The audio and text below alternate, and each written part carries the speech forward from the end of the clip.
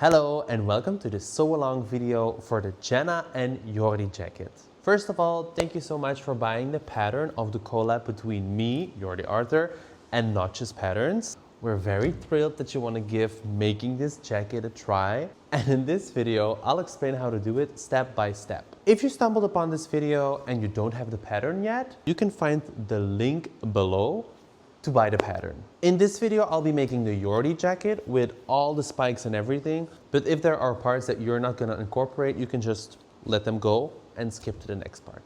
I'll be following the guidelines that are delivered together with the pattern, so you can use this and the video to work along, so everything should be totally clear. If you open up the guidelines, there's a little bit of information about me and about Notches. We give more information about the design and the fit, some fabric advice, and even discuss the difficulty of this jacket.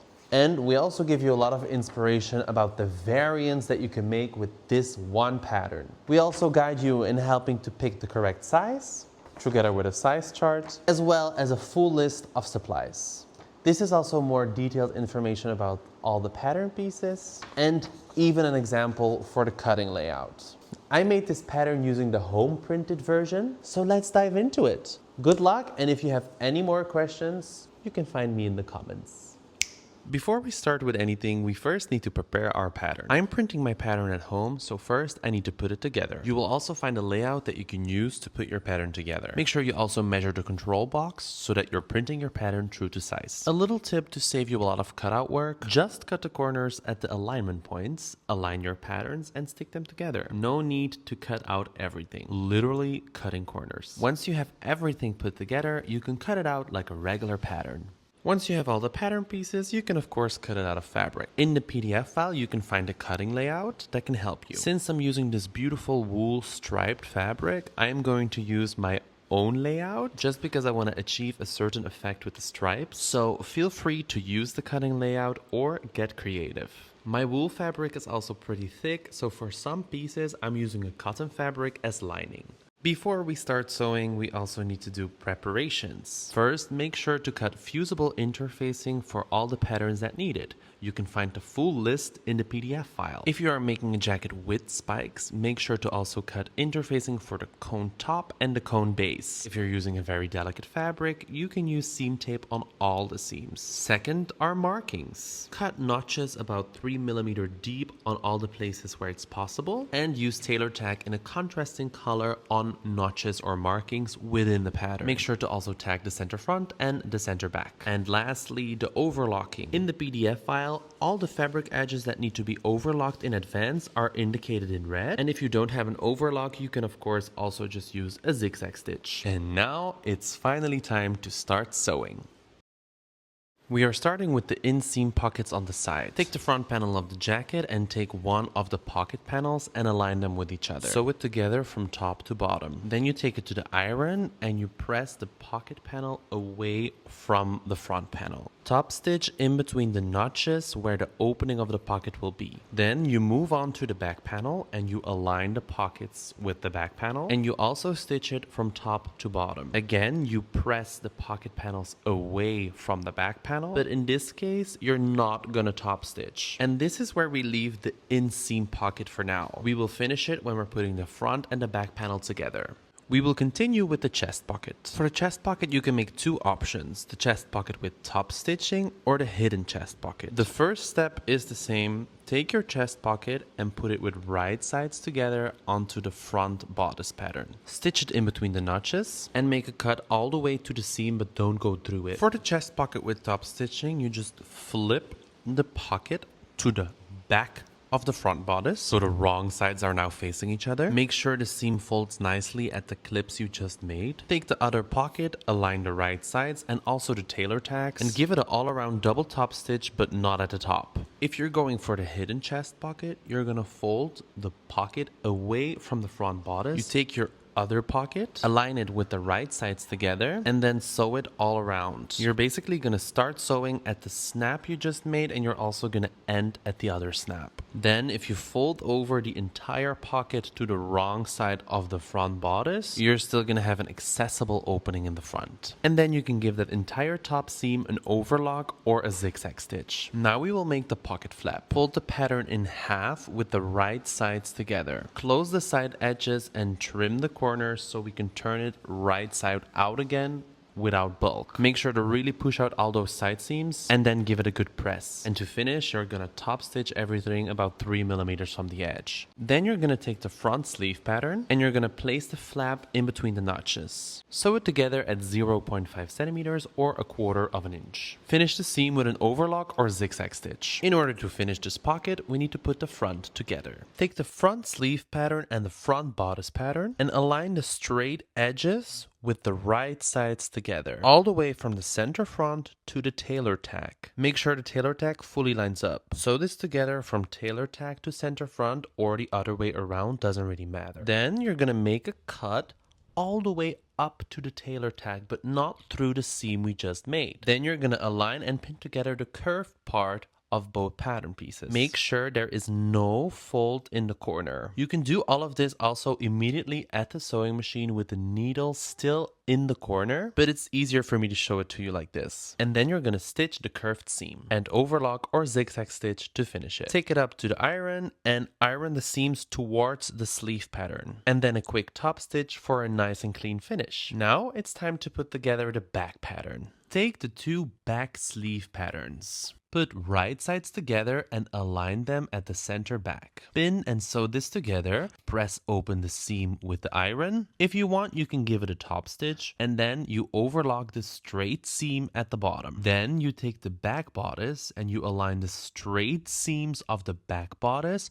and the top sleeve pattern together. Make sure right sides are facing each other. Just like with the front, make sure you align the tailor tacks perfectly. So from tailor tack to tailor tack, and just like with the front, make a little cut all the way up to the tailor tack, but not through it. Now you can pin the curved edges right sides together, sew it together, and overlock or zigzag stitch for a clean finish. Take it to the iron and press all the seams towards the sleeve pattern and give it a top stitch at about 3 millimeters. Moving on to the sleeves. The sleeve back pattern has 3 notches. The first 2 you're gonna fold together and this becomes a little pleat. The third one you're gonna cut open all the way to the tailor tack if you haven't done that already. Then you take your sleeve placket and you put the right side of the sleeve placket to the wrong side of the sleeve. Align the corner points together. The center of the placket should align with the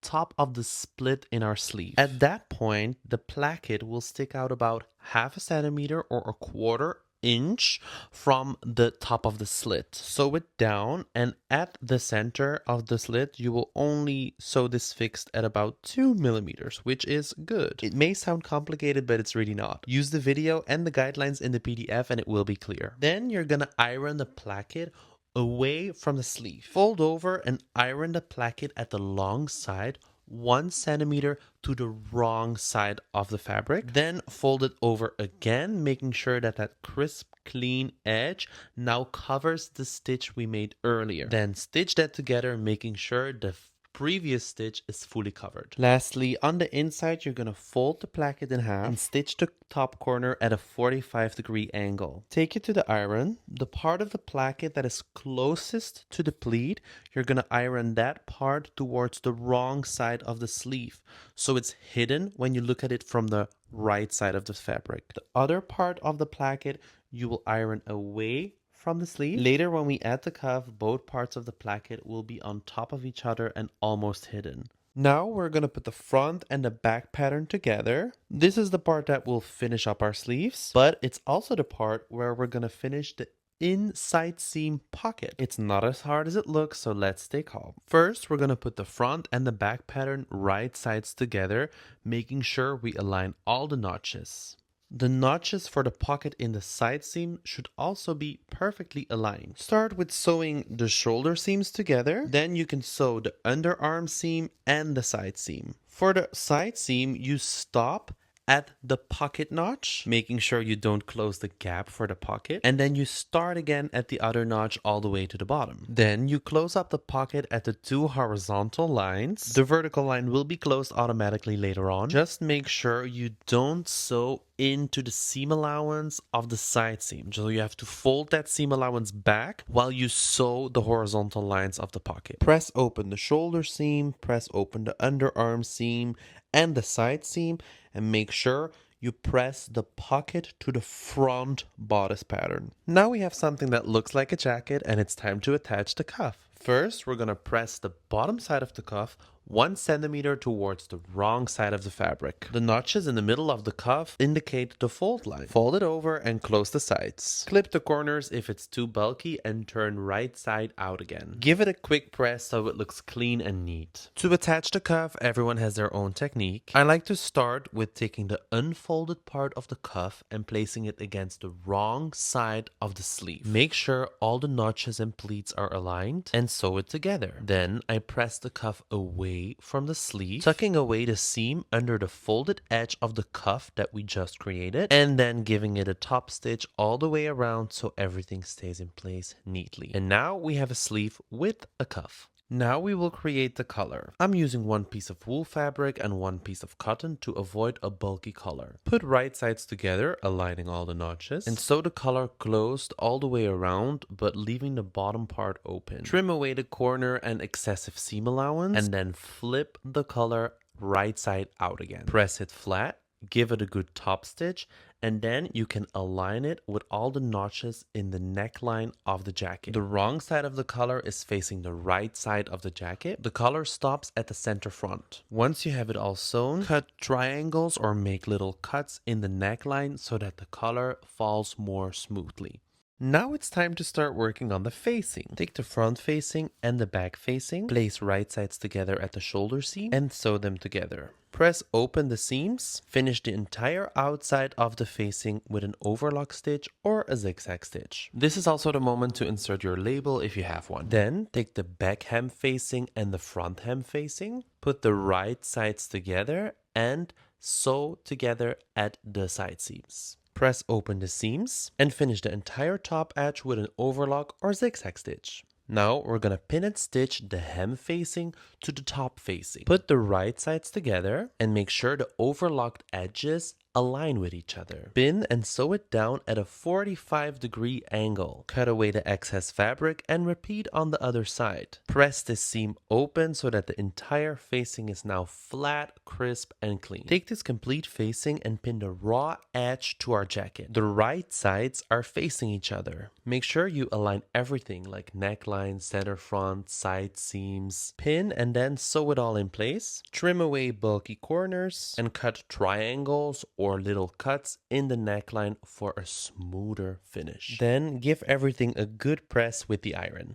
Then it's time to add snap fasteners. You should have a tailor tag at the top of your jacket and also at the bottom. These tags tell you where the first and the last snap fastener has to be. The other snaps you divide equally in between those two spots. In our design, we used 7 snap fasteners in total, but feel free to use more or less if that's more to your liking. Make sure to also add a snap fastener at the cuffs. You have the markings, and also add snap fasteners to the flaps of the pockets. You should have tailor tags indicating the correct spots. If you chose to make a jacket with spikes, you also need to add snap fasteners to the sleeves, but we'll come back to that in a minute. Now we're going to top stitch our facing in place. At the neckline, we're only going to top stitch at 1/2 centimeter or 1/4 of an inch, but at the front and at the hem of the jacket, we're going to sew at 3 centimeters or 1 1/8 of an inch. This is a decorative top stitching, but it also secures the facing in place.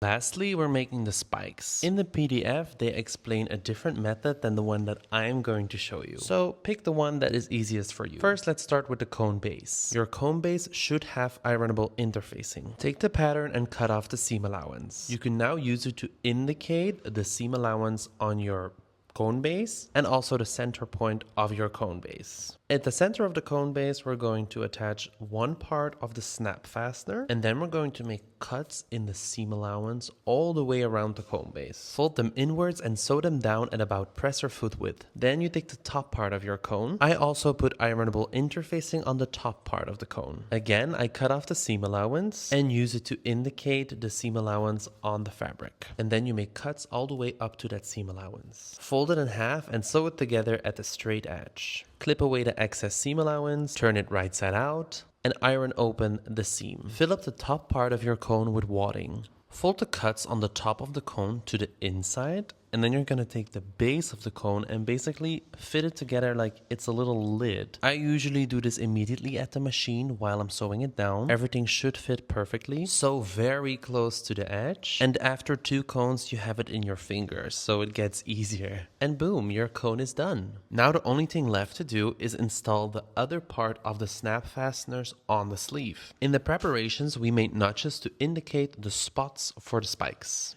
Make sure you find them and install the other part of the snap fasteners on these spots. Depending on the tools you use, this might be difficult since you have to access it on the inside of a sleeve. Often these snap fasteners come with a pre-delivered tool. I like to tear it in half, which allows me to not have a lot of bulky fabric stuck in my tool. And then I can easily install the snap fastener. And voila, this is the finished product. As you have seen, there are many different variations that you can make, and there are so many different fabrics and techniques and things you can use and alter to make this jacket into your own jacket. I hope you had fun making this, and I hope you have way more fun wearing this in the future. Maybe you can even make a second, a third, something for a friend, family, whatever. Thank you for joining me, and thanks again for buying this pattern. See you soon.